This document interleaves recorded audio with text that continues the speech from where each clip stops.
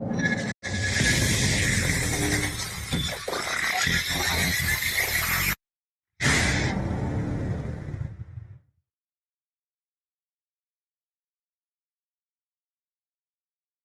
is up, everybody? Why is this damn screen keep doing this? Um, Give me 1 second. I don't know why this thing wants to do this every time and act funny. Yeah, there we go. Guys, you know I always start this show off by showing love to those companies who help make this podcast possible, paying those bills. And first and foremost is going to be my friends over at Blue On. What a lot of you don't know that I've preached all the stuff that they offer for technicians, whether it's the parts, the manuals, um, tech support, all that kind of stuff is there. Well, now if you look on their website, they have something now that is called Blue On for Business, Blue On for Contractors. And what really makes this amazing is now, as a business owner, a manager, that you can give this amazing resource to all of your technicians. So you got a bunch of people in here talking, but when you go down, I want to show you a couple of things. Um, so these basic free plans, obviously, you know, Blue On tried to be free for the longest time, especially when they started doing the parts. The whole point was the suppliers were going to pay a small fee. And in the end of the day, they were going to make it so technicians never had to pay for it. Well, you know what? That didn't work. And you guys know that I am deeply involved in Blue On. I love everybody over there, from Mr. Peter, the CEO, to Danica, all the way down to the other everybody that works there. They It broke their heart to be able to have to charge for this, but I get it. It's kind of hard to provide 24-hour tech support and all these other things and just to do it for free. So I think that they flipped it around. They've tried to do something as best they possibly could. So obviously, free now, you only get to look up three units per month, and then you only get 3 times to use the Master Mechanic AI access. That is the Master Mechanic tech support. The more information you give that thing goes and searches the hundreds of thousands of tech support calls that Blue On has ever done and will spit out the answer. Like I told all of you several times, I have tried to mess this thing up, and it's been able to give me a good answer every time. Obviously, anything when it comes to AI, the better the question you give, the better the answer you get.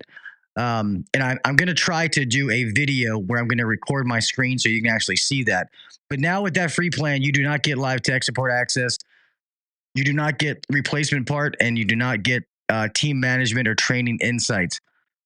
Now with Blue On for Business, the owner of the business can pay and get access to all of his technicians, where he can watch and see what you do. He knows that you're using it, whether you're ordering parts, to be able to track it, to make them feel at ease. They know what they're paying for. But then the technicians get all of this access to be able to go on one app, look up all the part numbers. How it is, Nate, nowadays, we always want to get OEM parts, but, sometimes they're 2-3 weeks out. So now you can call over to the supply house or send over supply house, and they're going to know all the parts that'll work with that unit you're looking for. It just makes it simpler. We have so much things that we have to do in a day, searching for parts and trying to get the customer taken care of. This just made it one step easier. All right. So with that being said, if you're not the owner of the company, go tell your owner, hey, we need Blue On for Business. I heard this is awesome. It's only going to help us be better for you. And make sure your boss gets you Blue On for Business. All right. With that being said, next is going to be my friends over at Company Cam. This is another one that is more for business owners. You guys know that I use House Call Pro, and Company Cam is an add-on to several of the most popular CRMs that are out there. So whether you're using House Call Pro, Service Titan, some of these other ones, you can still use Company Cam. Company Cam is the way to organize your photos and how you communicate to your customers. All right. This will geotag, timestamp, everything that you could possibly need when it comes to taking pictures before and afters, especially depending on what you trade you're in. Some people, even though this is HVAC Uncensored, I've had a lot of people that listen to this that may be roofers, they may be plumbers, electricians. This is good for all of us. All right. Nowadays, you should be doing before and after pictures, whether it is before, this is the bad capacitor, this is the bad motor, this is before I change it, this is after. It just shows you have a little bit of integrity, and it makes that customer feel at ease, because sadly, there's a lot of, D-bags out there in our industry that we have to, go up against, and it makes customers feel a little unsettled. These are little things that we can do to make them know that we're not those people and that we are raising the bar in our industry. Nothing is going to make it easier than Company Cam. Not even just the pictures, the way you can communicate with your technicians through Company Cam. And I've been working with them to get them on here to be able to explain, because Company Cam has grown so much since I've been partnered with them. There's things that I don't even know yet. I haven't even got to use. It's so awesome. And that's how fast they're growing. So I tell people this: I'm not trying to sell it to you. Go schedule a free demo for Company Cam. If it's not for you, it's not for you. But go take a look at it. It's absolutely amazing. If you go to www.companycam.com/HVAC Uncensored, they will give you a free 14-day trial. And then if you decide to go for it, they will give you a 50% off your first 3 months. All right, enough paying those bills. Got an amazing show. Let's get on with the pledge and rock and roll.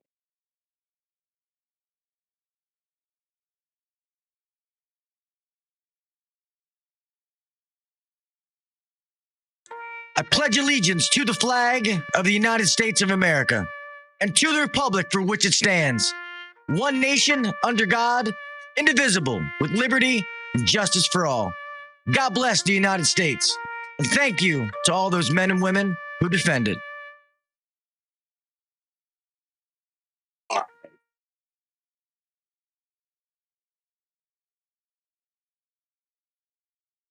Welcome to the #1 rated HVAC podcast. If you're looking to grow in the HVAC industry, then you're in the right spot. Blue collar people talking about blue collar shit. Let's get better together. So turn up the volume, buckle your seatbelt, and let's welcome your host, Gil Cavey Jr.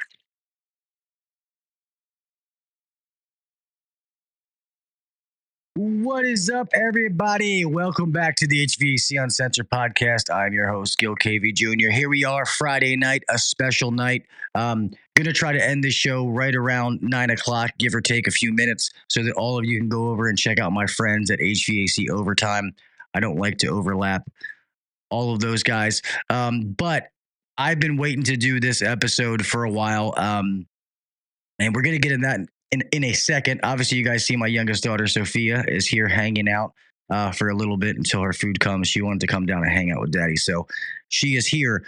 Thank you to everybody that's already in here. Mr. Freon, Leon, what is up, my man? Nasty, Zeke, what is up, brother? Jason Johnson, what's up, my man? Brian Sanders. Let's see who else we got here. Did I miss somebody? I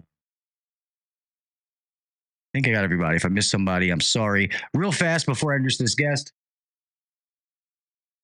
Freon Leon, this is what I was sending to you, my man. This is the bag that I'll be sending to you. This is what the hell is this bag? Oh, this is the TPLC. So this is the bag I was talking about that I'm going to send to you, buddy. And then real fast, this is the bag for Mr. Sammy, the Tech MCT, the blacked out edition. So I'll show them again at the end so everybody can see them. With that being said, man, I have an amazing guest tonight. I met this person years ago at the HVAC Tactical Award Show in Vegas. And we had such a cool conversation, and I've been able to talk to him at all of the AHR since then.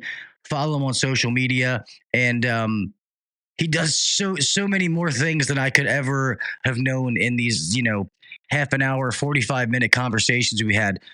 We've semi kept in touch, not as well as you probably should. That's my fault. I'm not good at that. But yeah, I think he has an amazing story, and I can't wait to hear this. The fact that I told him off air, I think this might need to be a 2-part episode, that I think his story is so cool. So with that being said, guys, please put your hands together and help me welcome Mr. Robert Kraft, a.k.a. the HVAC Slayer on Instagram. What's up, buddy? How you doing? Good. How you doing? Thank you I'm so doing much for great, being here thanks. tonight. What's that? Oh, it's my pleasure. Yeah, of course, buddy. Here, hold on. All right, go ahead and go, honey. Go eat your food. I knew this was going to happen as soon as I started. Please don't slam the studio door. Okay. Bye, babies. Bye, honey. Yeah, man. So everybody. So I told you, man, that I think that you have an amazing story, and I know it's going to be hard to get into all of it tonight. If we can, great. If not, then we're definitely going to have to roll this back for a part two. But without even getting into the whole Jumper King side yet, I guess let everybody know a little bit about you and what you do in the trade, how long you've been in, all that good stuff. Yeah, so I grew up in the ghetto in California, single parent, really poor, food stamps, welfare, a lot of. I've seen a lot of stuff early on as a kid, and it's kind of a wild upbringing. And then fast forward to my teen years, around 16 years old, I was in school, high school, and I didn't like school whatsoever, and I didn't know what I wanted to do for a career. So I ended up this was back in the 80s and 90s. So I ended up getting into the party scene, and I started partying pretty bad, and or good or bad. And I'll just start out right here. So I got into drugs pretty hard, and I did that for like 12 years. And so I'm very thankful to be where I'm at today. But we'll kind of go back just a little bit to when all my friends graduated high school, and I didn't graduate high school. I didn't care what a molecule was. I didn't care when they started putting letters in math. It was like, okay, I'm out. I don't care what A plus B is, type of thing. Just didn't interest me. So a lot of my friends went on to their careers and college and things like that. And after high school, I was just kind of lost. I'm like, I wanted to always own my own business, probably since maybe 15 or 16. But I didn't know what it was. I didn't know what I wanted to do. So anyways, so I'm 18, just out of high school, and all my friends, like I said, are working. And I'm like, shoot, maybe I messed up. I didn't graduate. I don't have a career. What am I going to do? So I'm just kind of sitting there one day, and my stepdad comes home from the coffee shop and says, hey, Robert, a friend of mine wants help doing some work tomorrow. I just thought I'd let him know that, my stepson needs a job. And he said, he needs help. And I said, oh, well, what does he do? He says he does heating and air conditioning. So that sounds kind of cool. What do I got to do? He said, you got to meet him at 5:00 a.m. At it's called Millie's Restaurant over there in Covina, California. And anyways, I'm like, 5:00. I get up at 11. What do you mean 5:00? I'm just typical 18-year-old with nowhere. I don't know where I'm going in life. So, anyways, I showed up the next morning, and I've been doing HVAC ever since. And that was in 1990. I really loved. It gives me goosebumps. I really loved. I started off as a helper and get this, get that tool and stuff like that. But I really loved how every day was totally different, and how much there was to learn in it, things like that. So it really intrigued me. And so I got into the HVAC industry, and I excelled really fast. I was excited to go to work. I was excited to have, something going on for me in life. And even though I was still partying a little bit, I was kind of like a closet partier. I was ashamed of doing what I was doing. And so, I was able to hide it for many years, but, after so many years, I couldn't hide it anymore. But anyways, got in the HVAC industry. About 3 years into it, I switched companies, and that company actually put me through a trade school at a college, for a 2-year trade school to learn the HVAC theory, and they paid for it. Nice. And I was like, this is great. And so, I started excelling in the HVAC industry. It was like a match made in heaven. It was something I really enjoyed doing, and I made some pretty good money at it, and learning something new every day is pretty cool.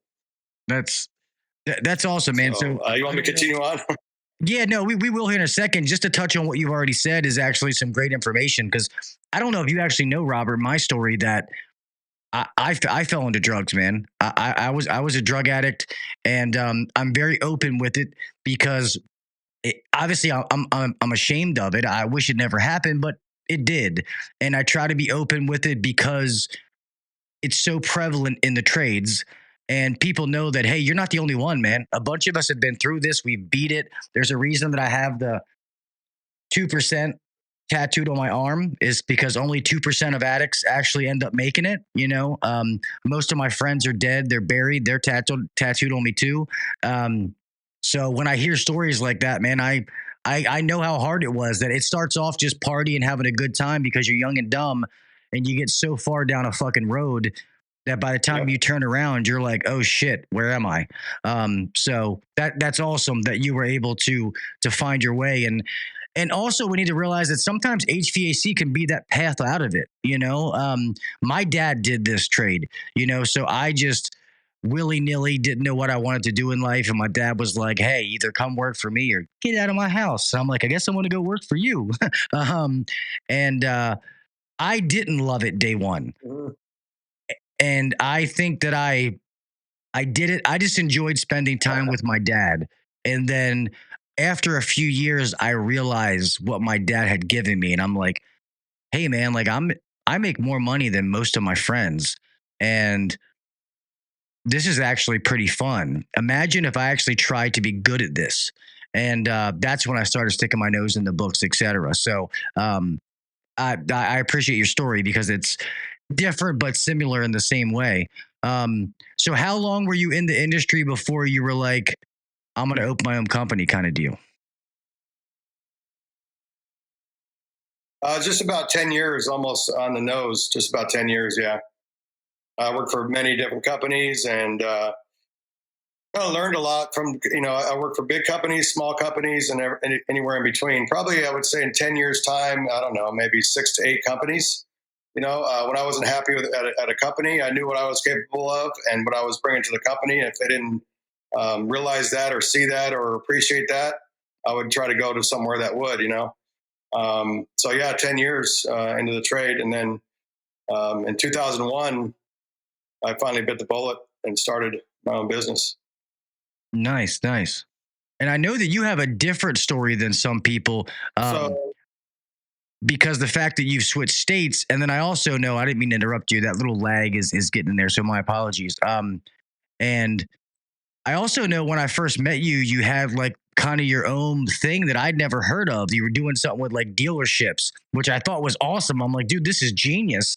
So I love to hear a little bit about that. And then also running a business nowadays and being a business owner is hard enough, yet alone picking that business up and going to this state and then picking it up and taking it to another state. So I think that's pretty awesome. I'd love to hear about that. Oh, absolutely. I'll just back up just a hair, if you don't mind. So when I started my business in California in 2001, I was just dating my wife at the time. We were just, dating at that time. And I started doing okay. And then by 2005, 4 or 5, I had 5 guys working for me. I was making a ton of money. Life was great. I was buying houses, doing real estate. I was flying helicopters for a hobby. I had boats, cars, you name it. I was, making a lot of money in my mid 30s. Still partying here and there. I'd get on a binge every once in a while. And then by the time 2006 hit, my son was born.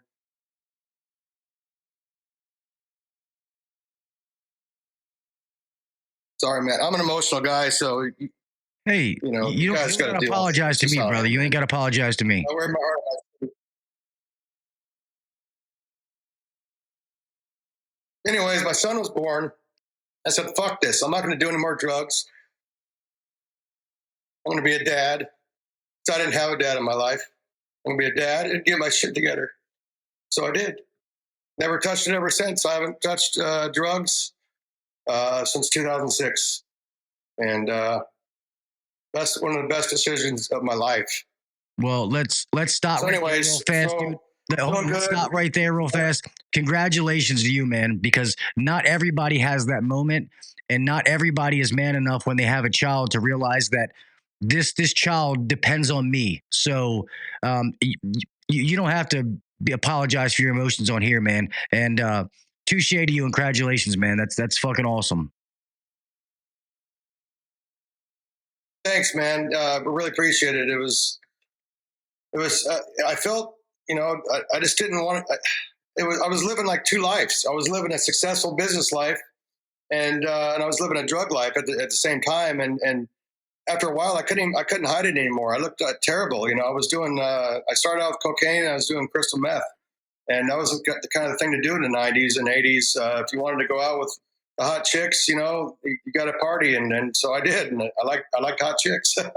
So you know, it's just. But after a while, it turned into I was just kind of getting weird, and I wasn't productive anymore, and I was overbuilding stuff and just getting all tweaked out. And I just had enough of it. When my son was born, I said, you know what, I'm gonna, you know, they say, you know, get out of your comfort zone and things like that. But I was comfortable in that zone, and it was uncomfortable to be a sober guy and a business guy and a dad, you know, something I wasn't used to. So I finally made that jump, and best decision of my life, man. That's probably the best decision of my whole life, is to go down a different road. So, you know, anyways, by the time 2007, 2008 comes around, I'm just cranking, doing great. I had a bunch of commercial accounts, a bunch of residential accounts. Living a dream. I was netting like $700,000 a year, you know, like in my early 30s. Oh yeah. And I'm like, cool, man. I finally made it. And I was really happy, and I was spending money like crazy because I grew up, like I said, I didn't have anything growing up. All my friends had, you know, their parents were able to buy them skateboards and bicycles. I had to just piece my stuff together, and you know, it was you know, it was rough, whatever. But I think that rough part of my life really helped me develop and to who I am and what I've accomplished nowadays. It's really made me kind of tough, street smart, and you know, I know what it's like to struggle, and I don't like it. So you know, it gives me a lot of motivation to this day. But so then 2009 happens, and the economy crashes, and I literally lost. I lost all my brand new work trucks, my 2,000 square foot shop, my boat, my home, my rental house. Just disaster, because I all my money. I just remodeled my dream home at the time. This is in Orange County, California. Put like 200 something grand into that place, and I figured I'll make it up in a couple months. But it just kind of hit so hard that I didn't have any money to keep my company going or pay my bills. So I ended up short selling our house, and it was tough because my wife's dad just developed cancer at the time, and I'm really close to my brother. I got my brother in the HVAC industry in California. He still does it to this day, and you know, runs it under my license to this day. I've had my license in California for over 20 years, and he's doing great. But I had to leave my best friend, my brother, and my mom, and start over again. I went to Colorado with $1,800 to my name and $200,000 in debt after building all that up. So it was pretty wild change in my life. You know, I remember my son, I had one work van that was paid off. It was kind of, you know, probably my worst work van. So I had that left. My wife's car, my son was 3 at the time, and our dog. And we just left and started a new life in Colorado, and we didn't know what was going to happen. We didn't know anybody out there, no family, no friends. And the reason why I picked that is that state is because it has hot and cold. Because in California, even when I was rolling the winter time, I had to do a lot of new construction and custom homes and work with GCs and stuff like that to keep my guys busy, you know, because the service repairs is always down, you know, for a few months. California, when it's like kind of mild weather, it was always tough on me. So I wanted to go to a state that was cheaper at the time, much cheaper to live, and that was hot and cold. So I had a better chance at working all year. And so we just hit the road, and my son held a. And I hope this ain't a fucking emotional show, man. But my there's a lot of emotions in my life, man. I've been through a lot of hell and a lot of great things. But my son was holding an American flag out the window of my work van in his little car seat, like almost all the way to Colorado, and we started over. That's awesome. So you know, yeah, go ahead. Yeah, no, that's awesome, man. And hey, man, this is this is, I mean, and I didn't even know this part about your story, but this is why I love hearing people's story and the raw emotion behind it. Because when I tell my full story, I get emotional as well. You know, I had a good life. You know, I mean, as far as like I had both parents. All of the pain that I endured was self-induced. I caused it on myself. And um it was shitty. I created all those problems for myself. And then when I finally got myself straight, and I've said this before, it was like, man, if I put the kind of effort that I put into finding drugs and being a shitbag, if I put that kind of effort into being successful and doing something with myself, I know that I can go to where I, you know, be what I want to be. And I think everything's happened for a reason, that I had to endure that pain and go through that hell to be able to get what I want. And thing isn't all peaches and cream now. There's a lot of things that still go on. But it, it what molds us into who we are, man. And I think it's fucking awesome. Nothing but respect that you came out of it. And a bunch of people in the chat are saying the same thing. You know, that you quit doing what you were doing to be a dad, and then that's nothing but respect for you, man. Thanks, man. Yeah. You know, at the time, I didn't really understand why me. You know, a lot of people went down in '09, but you know, I quit drugs. I was doing the right thing and building my life, doing the right thing, treating customers right, and doing all the right stuff. And I just thought, you know, I don't know why this is happening, but it's kind of crazy because if I could do this all over again, I would do it again, because I learned so much about myself. I learned so much about life and what I'm capable of doing, you know, and it ended up being a really good learning experience, to be honest with you. Um, so I'm kind of glad that I went through that. And I never even thought about going back to drugs either. Is that it didn't even cross my mind, which I thought was cool. That's when I kind of thought, you know what, I'm past the drug shit finally. You know, I'm not even, because you always go back to that if you feel sorry for yourself and you want to kind of, you know, close off from the world and get all drugged out. It didn't even cross my mind. I thought, you know what, let's go to Colorado. Let's go out there and kick some ass. And I want to, you know, I'm good at what I do. I treat people right, and let's go out there and make a name for myself. So that's what I did. I mean, it took me like 3 years to get going out there. It was really rough. One good thing that's really been blessed in my life is my wife has always worked. She's an accountant, and she has always kept a really steady job, steady paycheck, makes decent money. So that's always helped out, you know, to kind of my foundation to where I can, you know, if we live, you know, be on by our means, you know, I can have a chance to start my business. So that was key. And I actually joined a golf country club in Colorado because I started out in residential and it was just kind of fizzling out. I needed marketing money and stuff like that. You know, that's the key to residential to get started is marketing.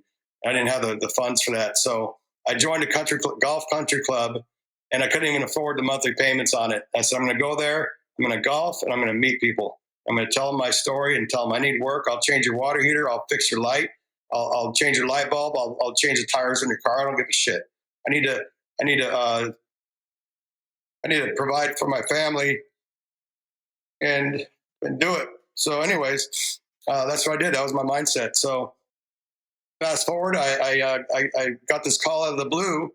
This guy calls me and says, hey, you know, come over and look at my unit. A company was here before and I don't trust them. And, you know, cause I was on this like local Google search. It was a small town. So me and like 2 other companies were on this, you know, in the area in Colorado. And so he called me anyways. I went there and I fixed him up and treated him right. And he goes, you know what? I own a car dealership. I like the way you work. And I really, you know, admire the kind of person you are and the way you handle your business. When I have a repair over there, I'll give you a call. I said, cool. And so I didn't think much of it. I'm like, you know, who knows who'll call me. But sure enough, he calls me and he said, this company quoted me like $3,500 to do this job. And you know, I'm not an HVAC guy, but I'm not a dummy either. I think they're overcharging me. And this company's been with these dealerships for 18 years.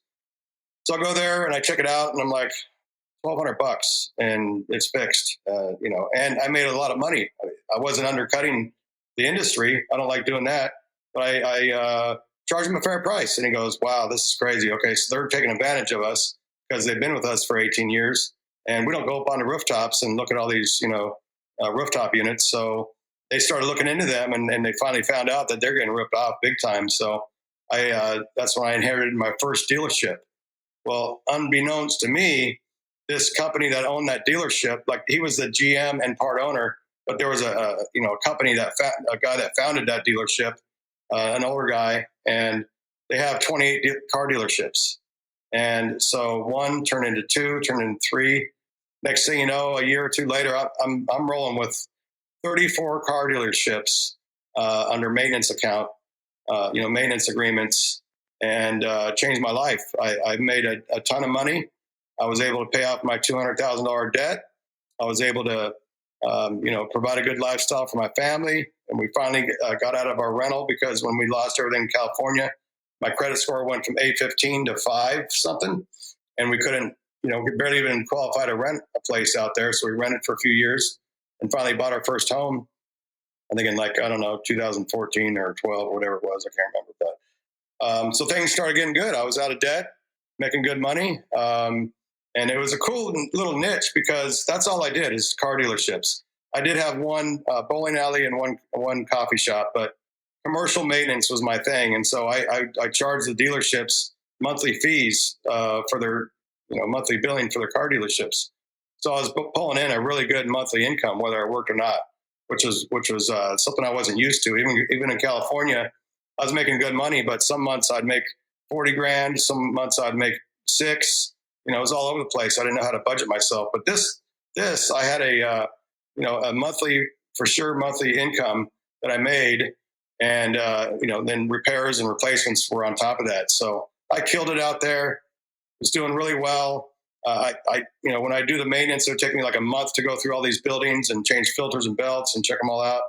I did a good job and was real thorough. So a lot of times I wouldn't get any calls for a week or two. So I was out there golfing, and if they called me and I was on the golf course, I'd go to my car and go home, change my clothes, and go to the service call. So I was kind of on call in the meantime, and it was a great life. I did that for quite a few years out there.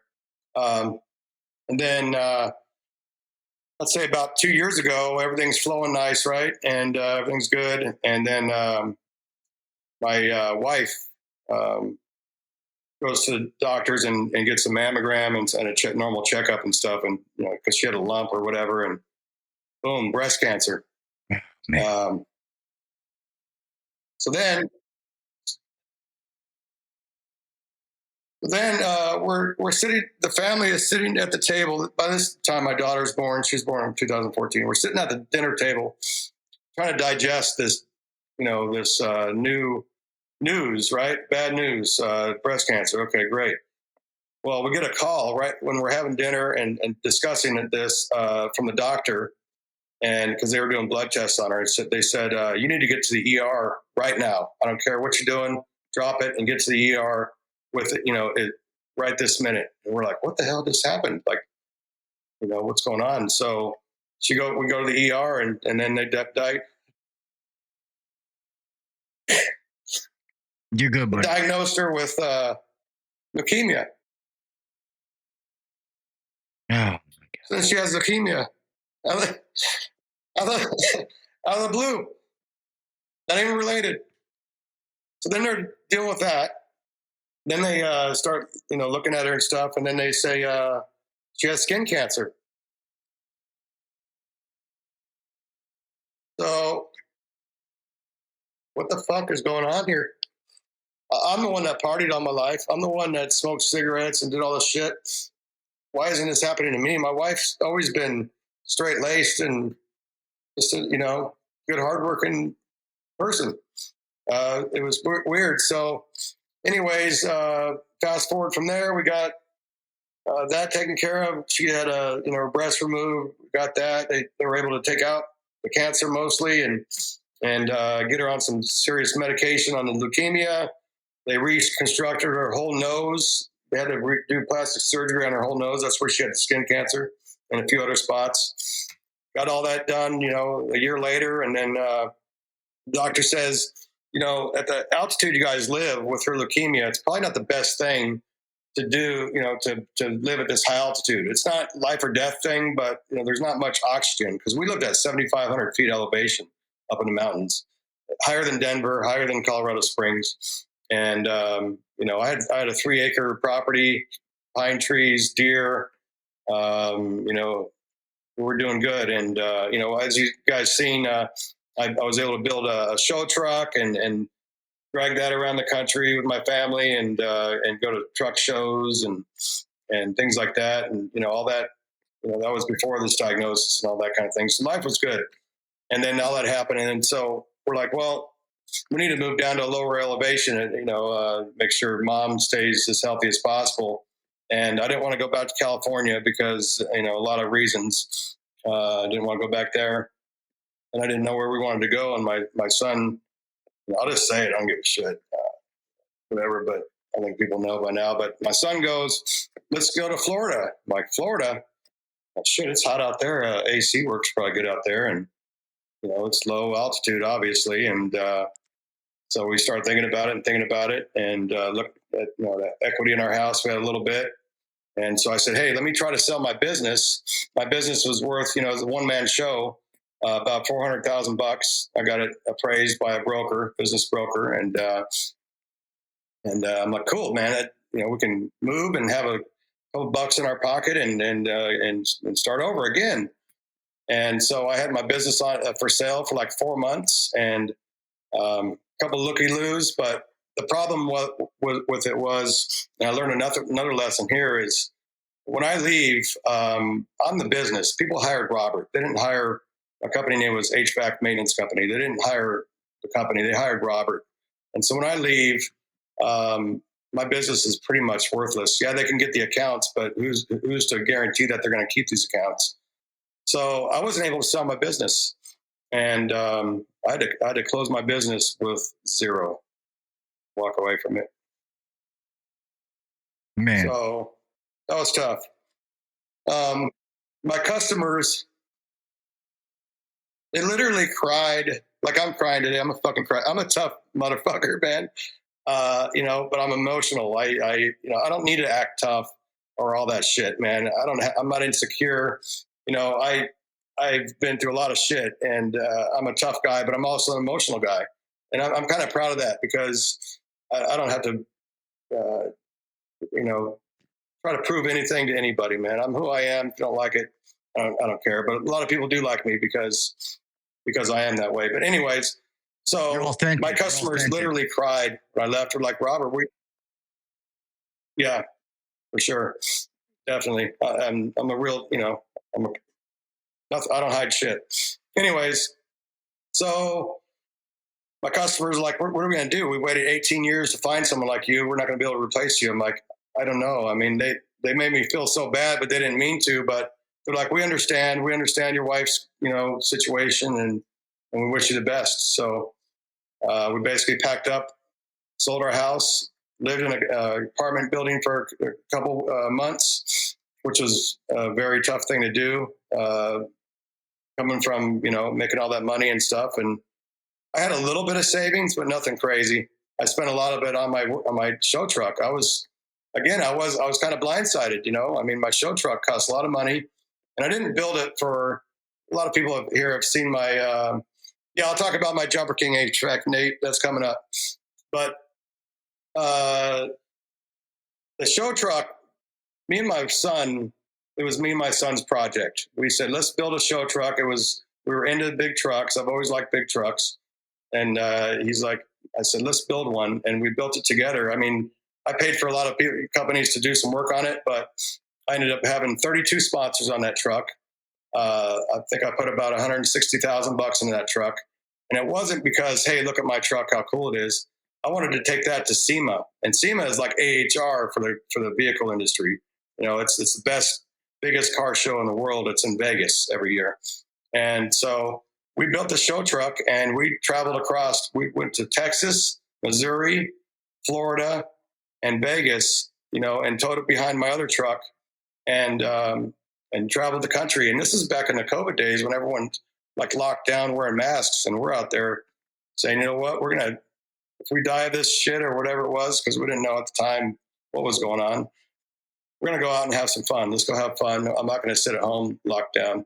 And so we went out and we had a lot of fun. But anyways, we moved to Florida, packed it up again with very little savings, and found a nice home out here. I actually took a break from HVAC. I think I'm going through my story fast, but I'm getting through it a lot faster than I thought. So, that's cool, because then we could talk about Jumper King and stuff like that. But so now that I'm in Florida, I got here a year and a half ago. I thought, I've been grinding my ass off since 1990, all my life. I'm going to take a little break. I'm going to get my family settled into this house. There's a lot of repairs that we had to do, and I'm going to get that settled in. I'm going to take like 3 months off, and then I'm going to go. I thought about going to work instead of starting my own business. I'm almost 52 years old. I thought I could be a project manager or a service manager or something like that, and get paid a good salary and just live the easy life. Get home at 5, be done with it. I tried that. I worked for 2 companies out here, and I didn't like it for different reasons. And I'm like, shit, well, that didn't work out. So I actually got my real estate license. I've always wanted to get my real estate license just because I'd like to get in, when I start doing good again, I'd like to get into some investment properties and try to get some monthly income coming in, maybe a couple rentals or something like that. It was a goal I've always wanted to do. So I got my real estate license, and next thing you know, a year goes by. And, I'm working on my inventions, by the way, a lot. In fact, in 2024, I made a New Year's resolution. I don't really believe in that stuff, but I made one anyways. I said, I'm going to work on my inventions. I got a ton of ideas. I know, a lot about inventions and patenting, and I took classes on that stuff. I'm going to work on that, while I'm getting my real estate license and figuring out what I'm going to do here. So after about a year of being out here and taking a break, get my real estate license, I worked on a bunch of projects, and then I thought, shit, my bank account's not looking too well. I got to start my own HVAC company again, because that's what I do. That's what's in my heart. And that's what I know how to make money at. And I know I can do it. So 2 months ago, I started my own HVAC company out here. I'm already killing it, man. I mean, it's so cool. I'm so blessed. I take care of people, dude. I charge a fair price. I don't undercut the industry. I don't overcharge people. But what I do is I create a good experience for these people. When a contractor comes into my house and he's there for a few minutes and he doesn't talk, doesn't ask me questions about, or doesn't pet my dog. I don't want that. I don't want to deal with people like that. I create a relationship with every one of my customers. I pet their dog. I ask them about their pictures on the wall. I talk small talk with them. I fix their stuff. I always do a little bit of extra stuff. If I'm there to say the capacitor's bad, I'll check the pressures. I'll wash their coil real quick. I'll give them an hour of my time, 45 minutes to an hour of my time, and make it worthwhile and create a relationship. And that customer you'll have for the rest of your life, and they'll refer you out. I've already got 18 residential, something like that, just counted the other day, maintenance contracts. And I have a brand new car dealership that I just landed like 4 days ago out here in Florida. So I'm pretty excited about that, because I know how all that works. So I'm rocking and rolling as far as that goes.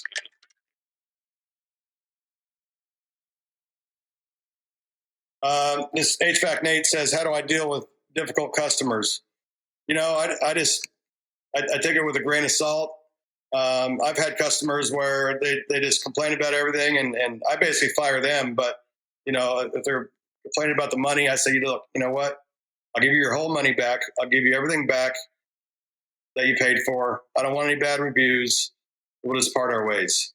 And, so you take a couple losses, but that doesn't happen very often. Even hard to deal with customers. I always try to charm them, and, there's a nice person in there somewhere, and I try to dig that out of them and let them know I'm here to help you. I'm here to be of service to you. So, I try to make them appreciate all my experience and what I'm trying to do for them. Even if they're douchebags, I'll still, stick to my guns, because I do it a certain way, and whether the customer's cool or not, that's how I do it. Yeah. That's HVAC Nate's asking a lot of questions.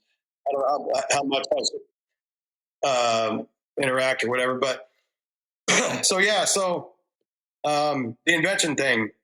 When I'm in Colorado, let's go back to the Jumper King. You want to talk about that?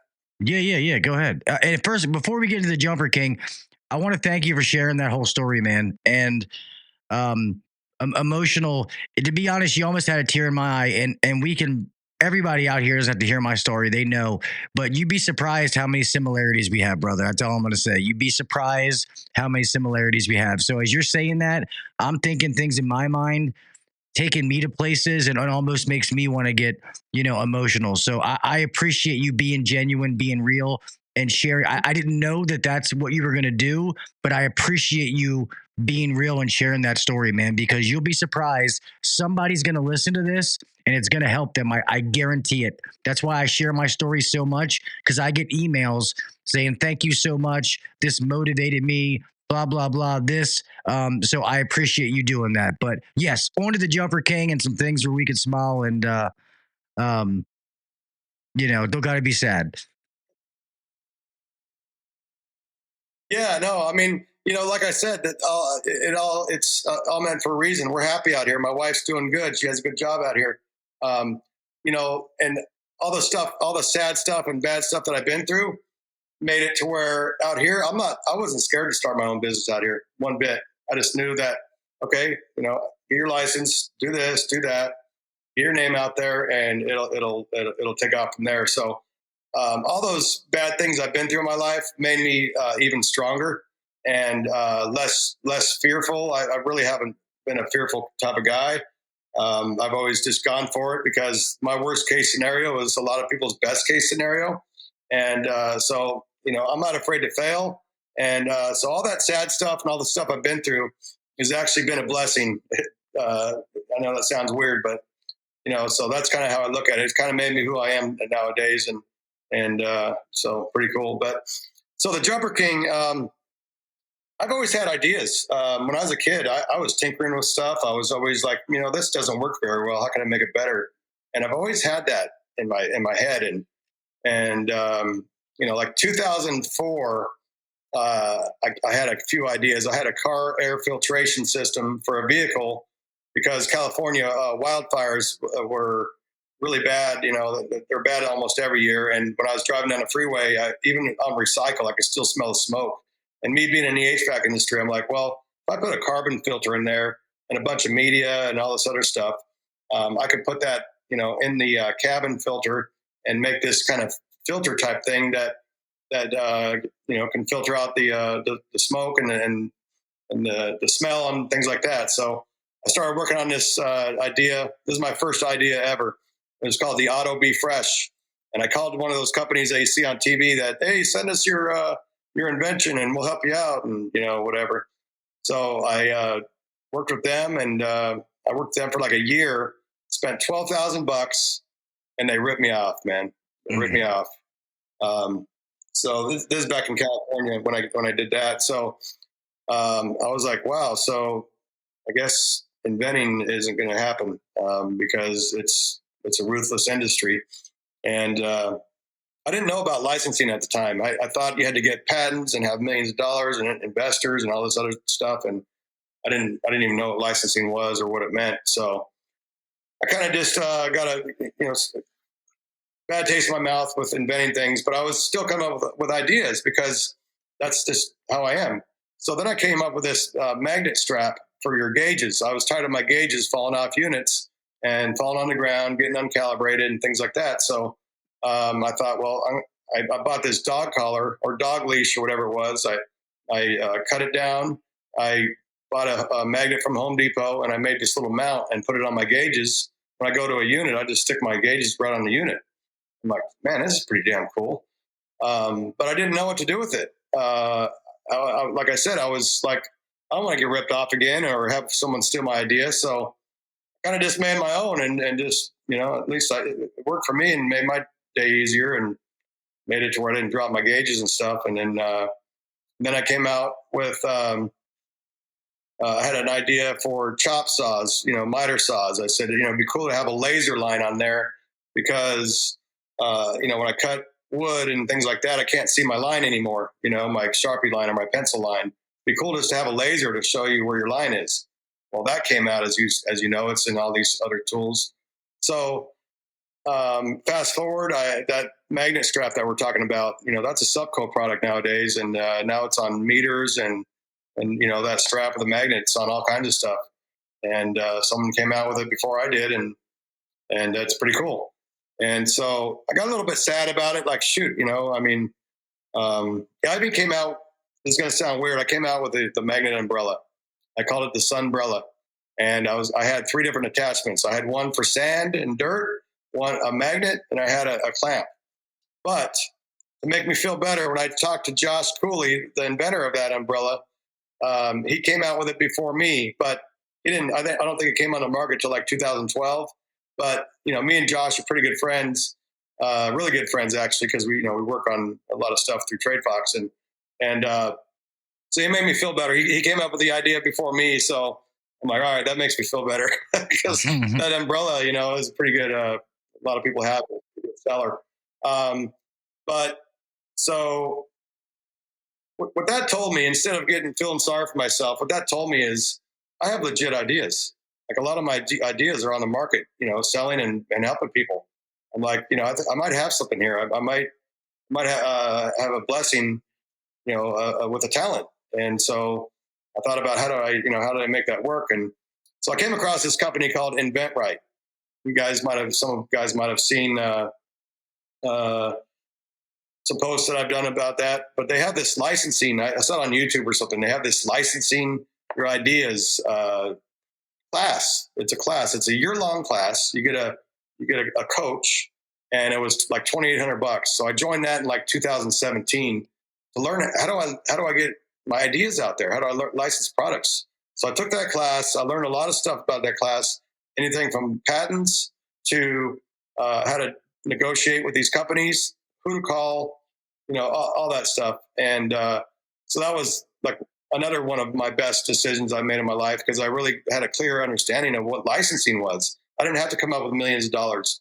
All I had to do is learn the intellectual property side of things and get that in place. And then I can reach out to companies. If they like it, they spend all the money and make it and manufacture it and market it and package it and all that stuff.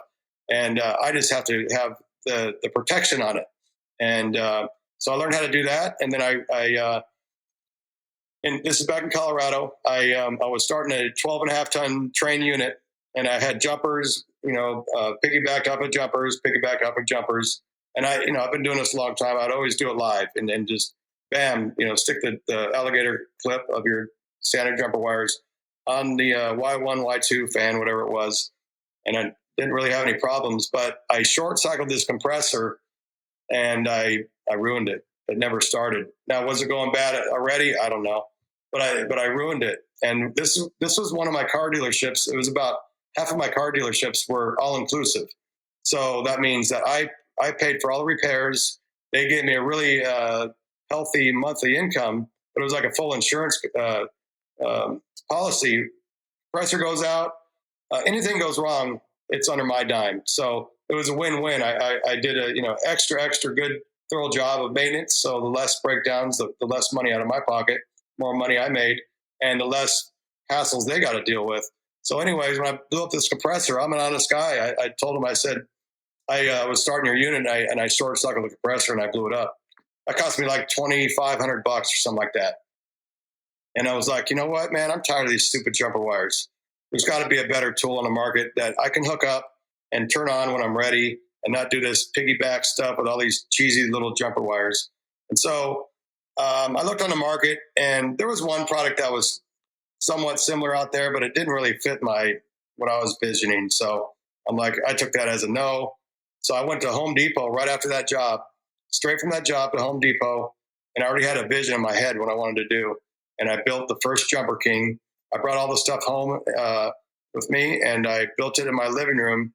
I had a Dremel out and all this stuff, and it looked like a mad scientist. My wife comes home from work, and there's plastic shavings all over the living room, embedded in the carpet that'll probably never come out. And because my garage was packed with all my HVAC stuff, because I was working out in my garage.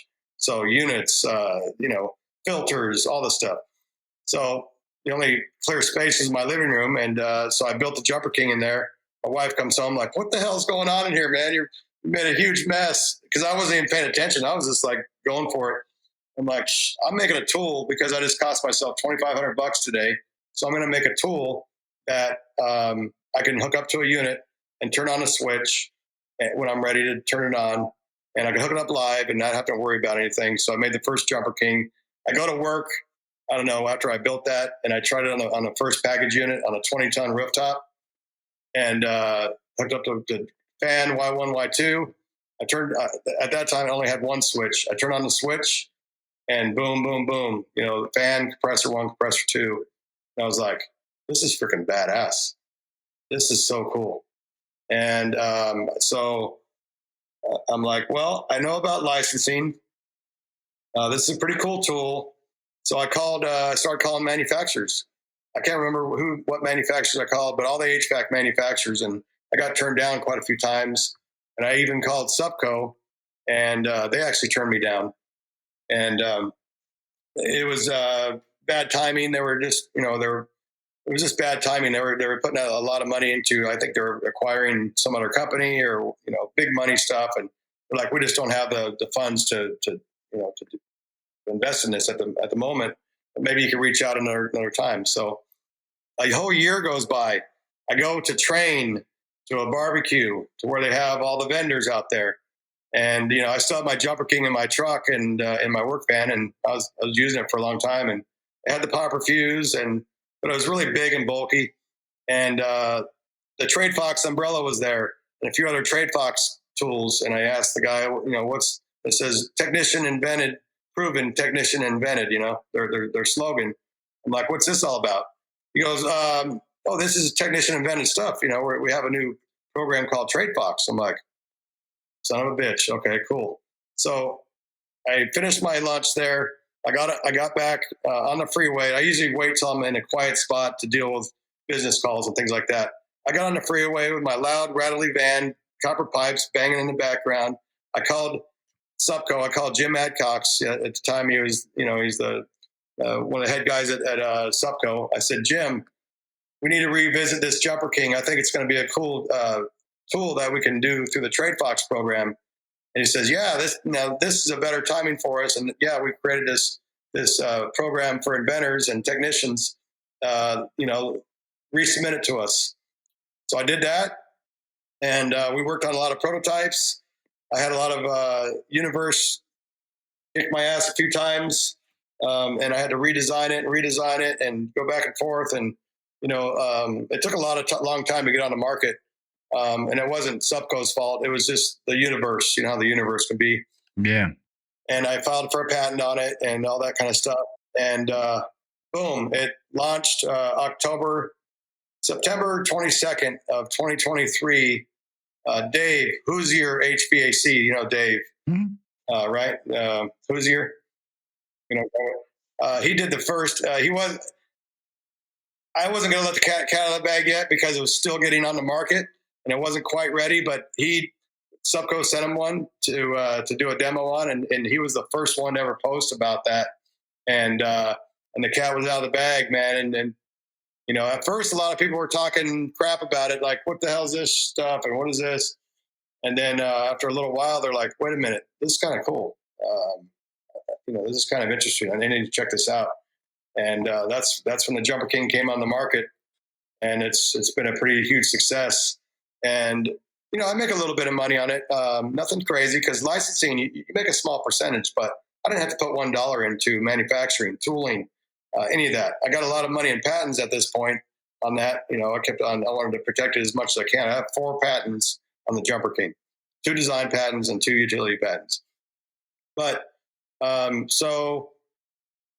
it came on the market, and when people would reach out to me and go, dude, thank you so much for making this tool, man. It's really helped my day out.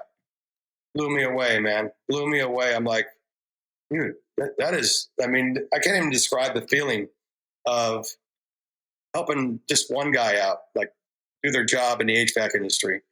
Well, fast forward to now, it's been on the market a little over a year and a half. They've sold a lot of them.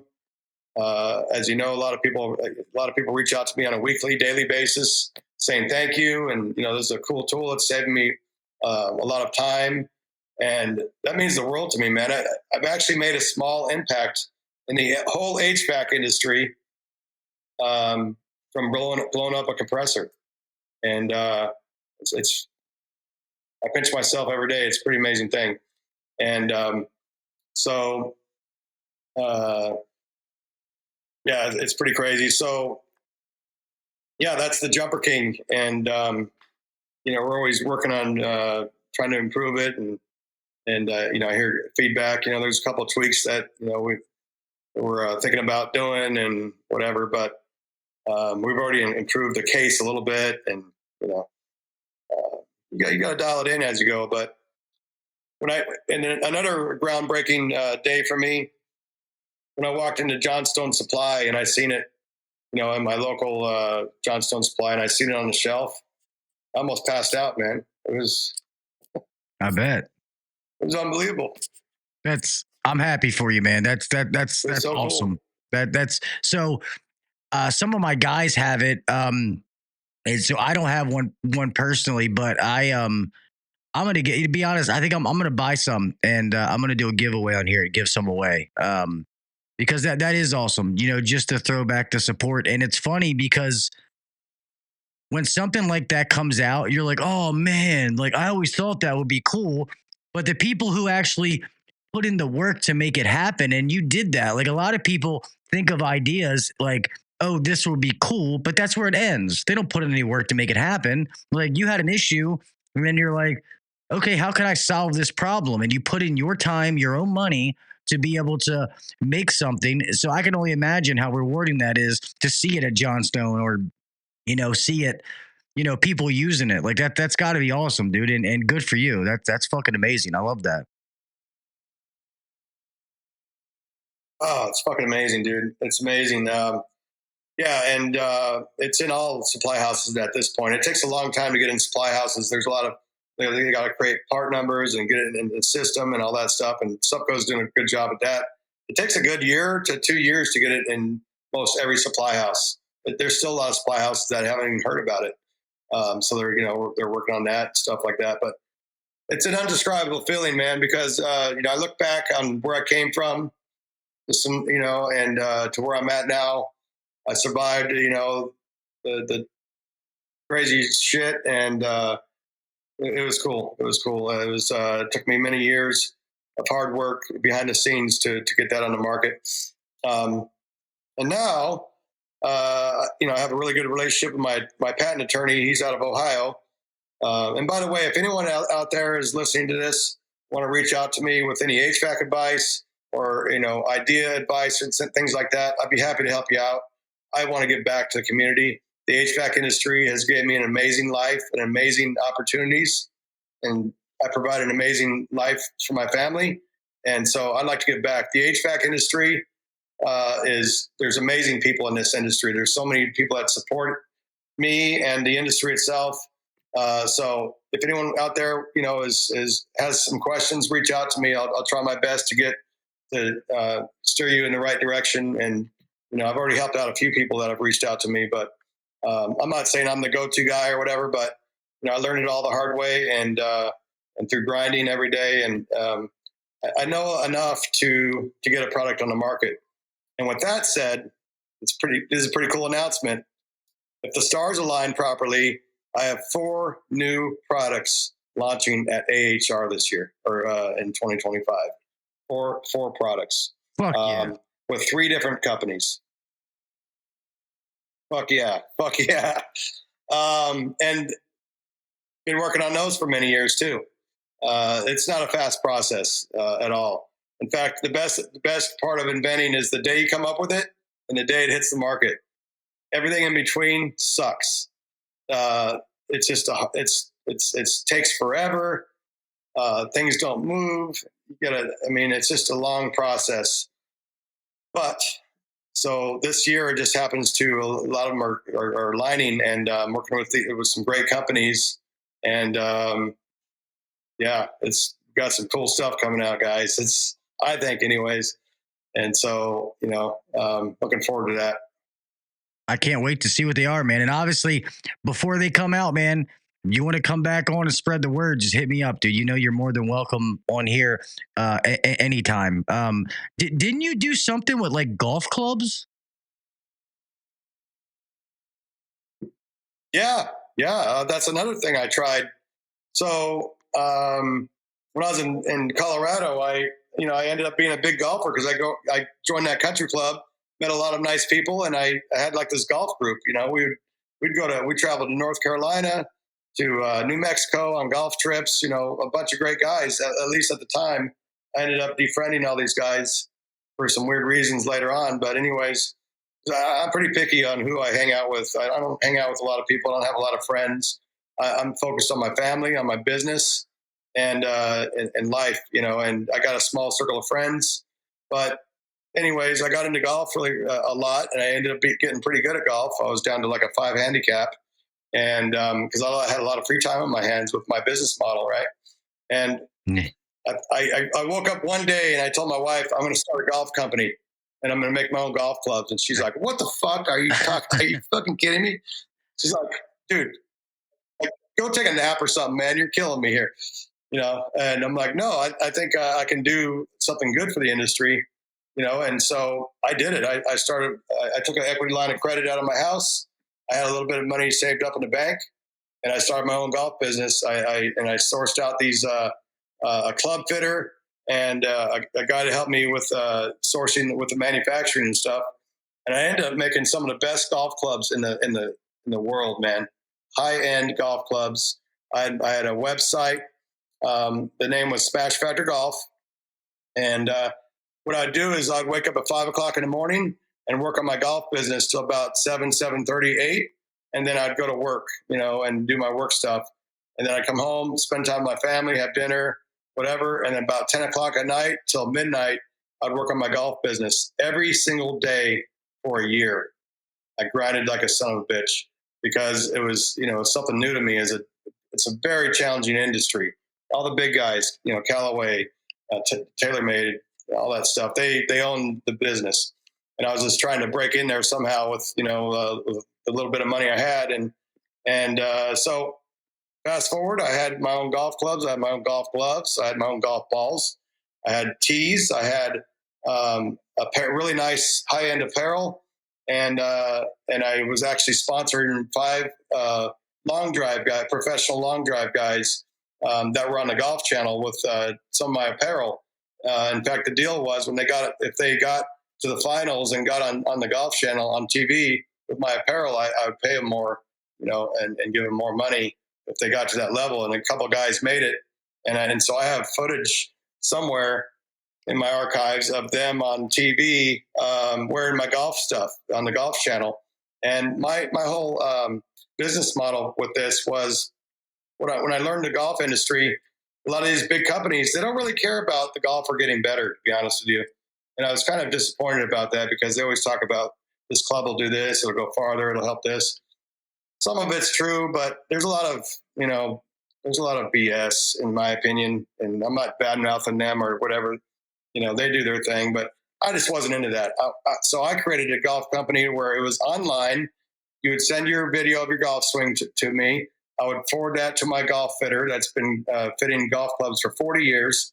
And he, would fit them after looking at their videos and send them information back and forth, measurements and things like that. And my a set of irons were $2,800.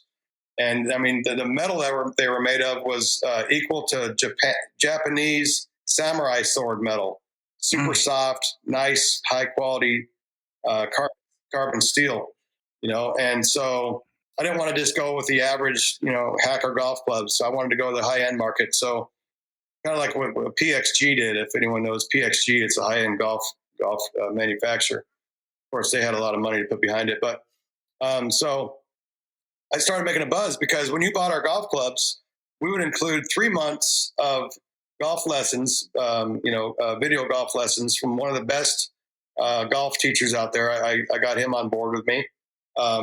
Golf fitness. So, there's a lot of the golf swing isn't a very natural thing. It's hard to do. It hurts your body. So if you do certain fitness techniques, it can really help you avoid injuries and golf better. And then mental coaching. 90% of golf is mental. And so I teamed up with these really top players in the industry to do that. And then so it was 3 months of all three of those for free if you order our golf clubs. And then after that, it would turn into a monthly membership.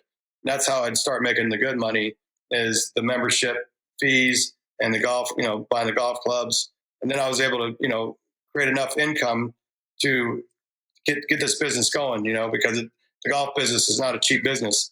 And so everything was going good. And then I found out that those two guys that I subcontracted to source my clubs and help me with that.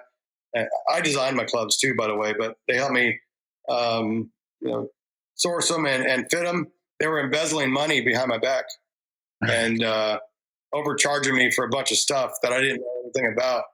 And they were stealing my money. And when I found out that, man, I didn't feel like trying to replace them, because they were each of them both didn't do very good on their day jobs. So they were kind of broke and made some bad decisions in life, but they were good at fitting the clubs and at the sourcing part. They were good at that, but they didn't know how to make money at that. And they were doing other jobs. The fitting guy worked at a car dealership during the day, and then he'd fit clubs, later on. So I don't know why they didn't make it and make a bunch of money, but because they were talented guys, but they weren't good people.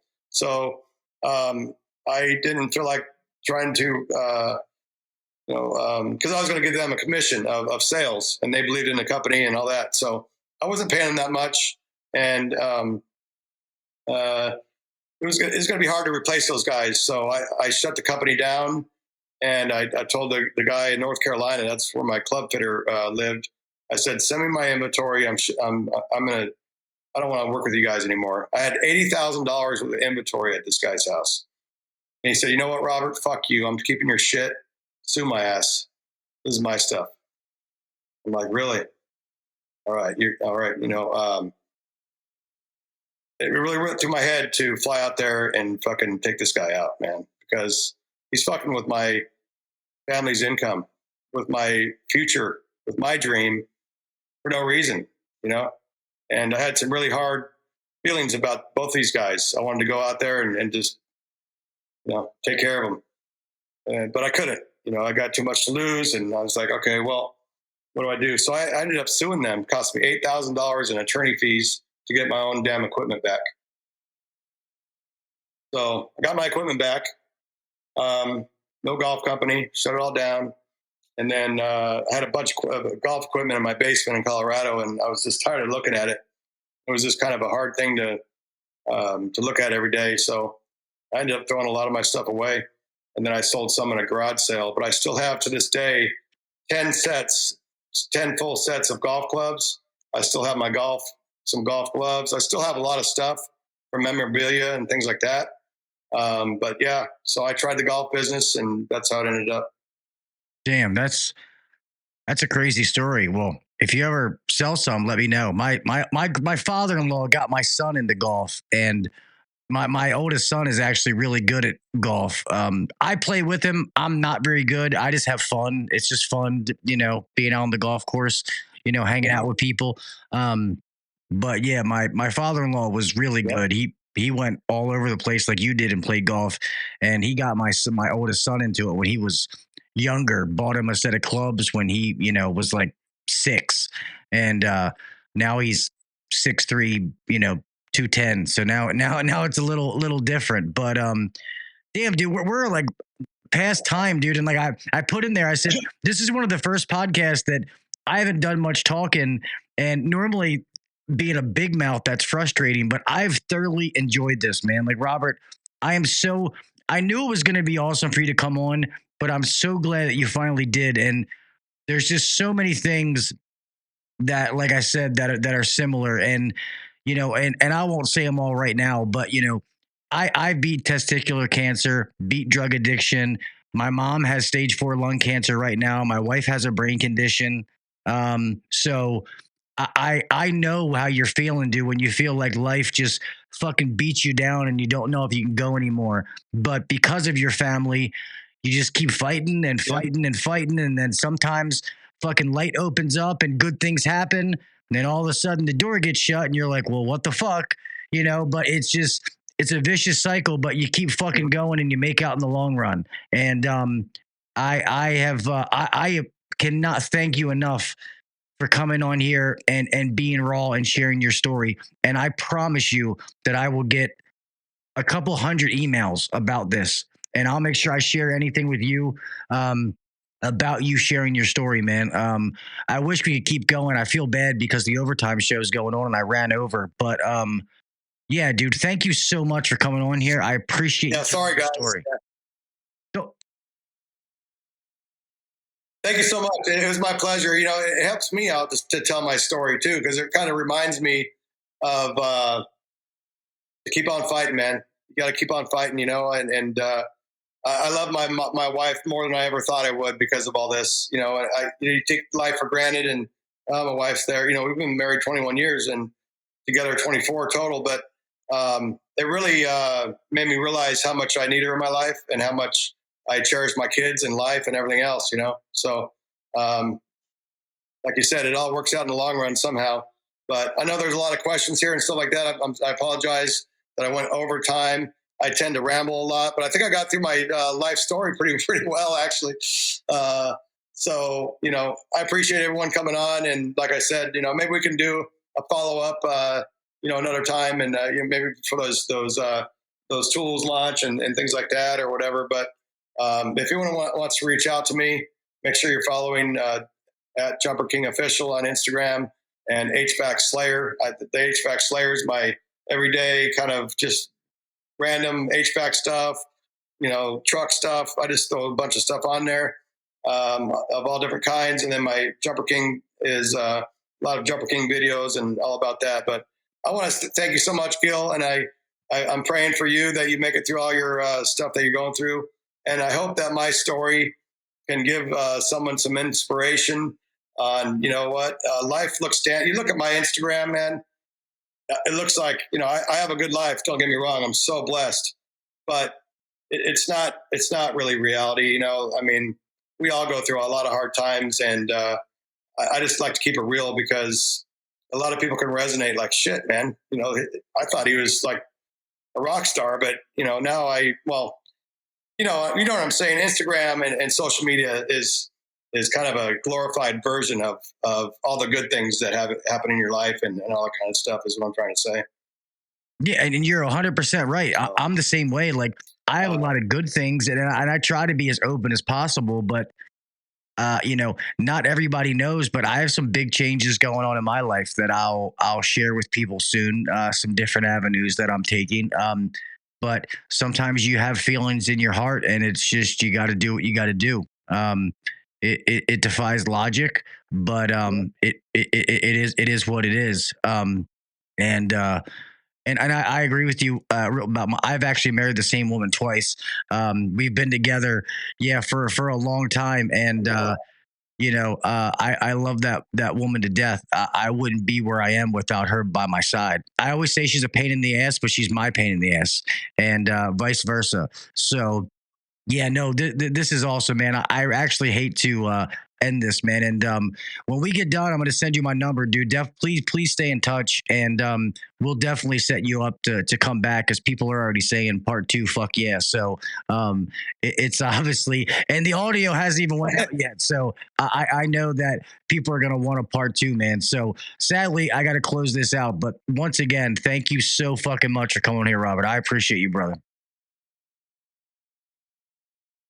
Thank you so much. I just want to leave you with one thought here. For you to be a normal, hardworking dad and father and all that stuff in this freaking crazy ass world is so tough.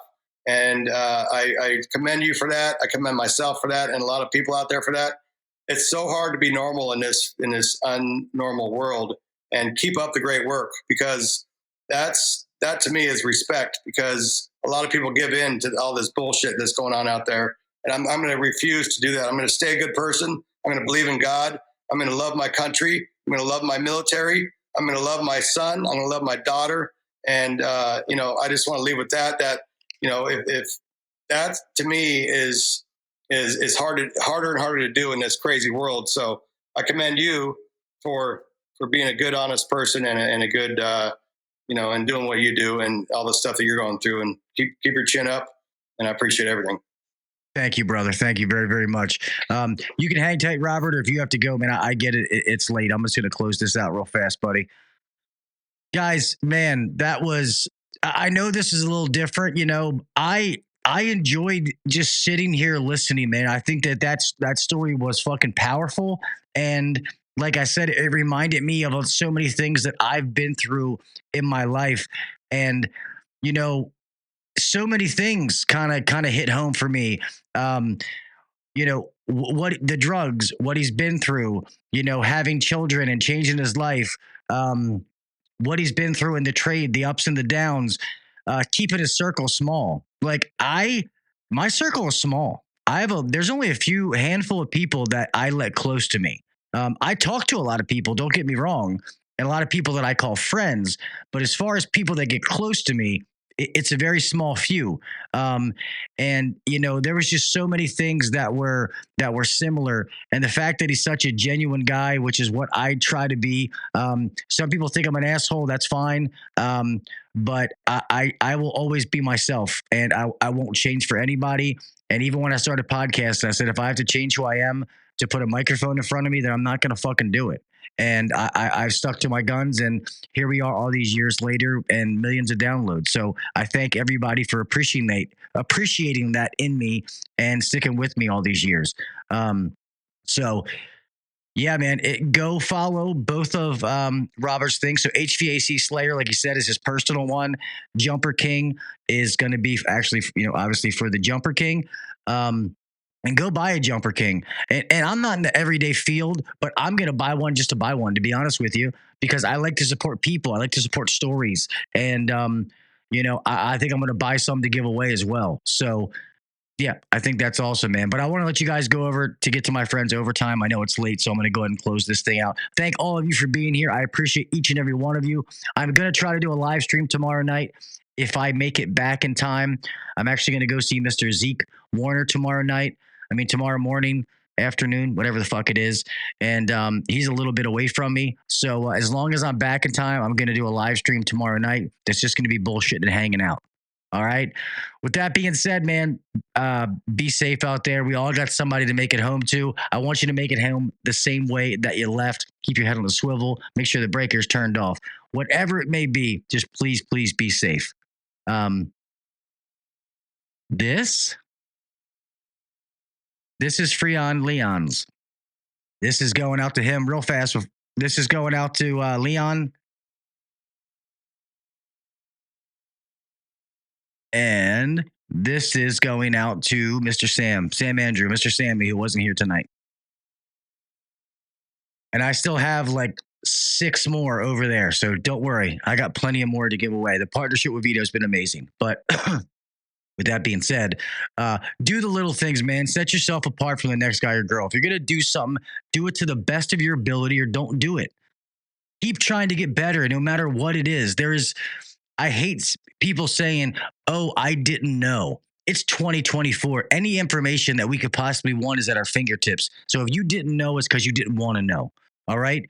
Grind now, especially while you're young. Put in that work. Nobody has anything because they sat around and waited for it to come. That's not the way the world works. All right? Bust your ass, put in the time, and good things will come to those people. All right? Be a good person. And another thing that Robert said is, I will always, my Christian faith, I will always believe in God.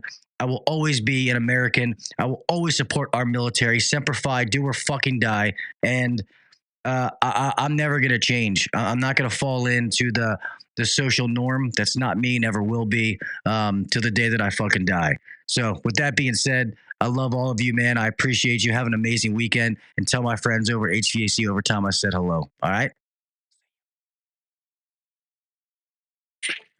Thanks for listening to the HVAC Uncensored podcast. Don't forget to check us out on Facebook and Instagram, or email us anytime at hvacuncensored@gmail.com. Now, get back to work. Shut this down. The views and opinions shared on the HVAC Uncensored podcast may not necessarily be the views and opinions of our sponsors or guests.